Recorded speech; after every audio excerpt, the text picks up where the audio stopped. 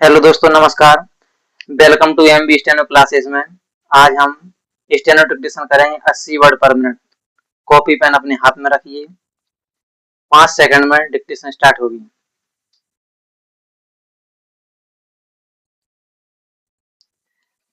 सभापति महोदय, मैं रक्षा मंत्रालय की मांगों का समर्थन करने के लिए खड़ा हुआ हूं। वर्तमान घटनाओं से पता चलता है कि संसार का हर देश अपनी सुरक्षा के बारे में चिंतित है और उसके लिए हर प्रयत्न कर रहा है।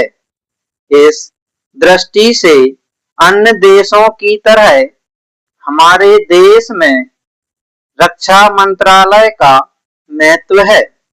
मुझे इस बात की खुशी है कि जहां अन्य मंत्रालयों की उनके पिछले साल के कामों के बारे में काफी आलोचना हुई है, वहां इस मंत्रालय की कम आलोचना हुई है। इससे पता चलता है कि इस मंत्रालय ने पिछले साल काम अच्छा किया है। मोटे तौर पर किसी भी देश की सुरक्षा नीति का लक्ष्य यह होता है कि दूसरे देशों, खास तौर से पड़ोसी देशों के साथ मित्रता के संबंध स्थापित हों और हम एक दूसरे के मामलों में हस्तक्षेप न करें। लेकिन उसके साथ यह भी जरूरी होता है कि हम अपने देश की समस्याओं और अखंडताओं की रक्षा करें।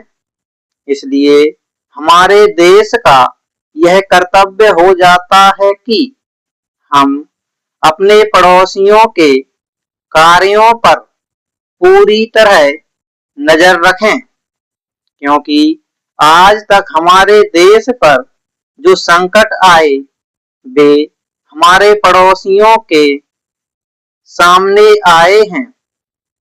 1965 में पाकिस्तान के साथ जो लड़ाई हुई और उसके बाद ताशकंद में जो समझौता हुआ वह सिर्फ कागज पर ही रहा। पाकिस्तान ने उस पर कोई अमल नहीं किया। इस दृष्टि से बहुत जरूरी है कि हम अपने देश की सुरक्षा की हर तरह से व्यवस्था करें। हमारा उद्देश्य दूसरों पर आक्रमण करना नहीं है, लेकिन यदि हम पर कोई आक्रमण करे तो हम में इतनी शक्ति अवश्य होनी चाहिए कि हम उसका डटकर सामना कर सकें।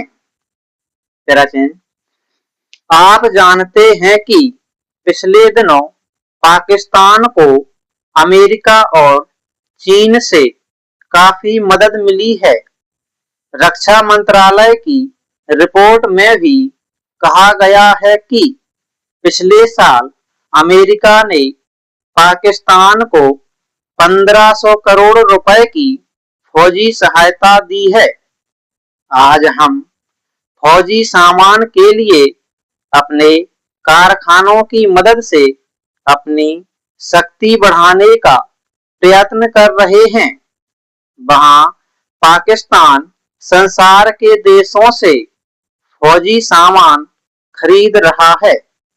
अपनी नीति के कारण यह सब देशों से लाभ उठा रहा है। मेरा सुझाव है कि हमको भी अपनी शक्ति बढ़ाने के लिए संसार के अन्य देशों से अधिक फौजी सामान खरीदना चाहिए। आज तिब्बत की सीमा पर चीन की 1.5 लाख फौज खड़ी है।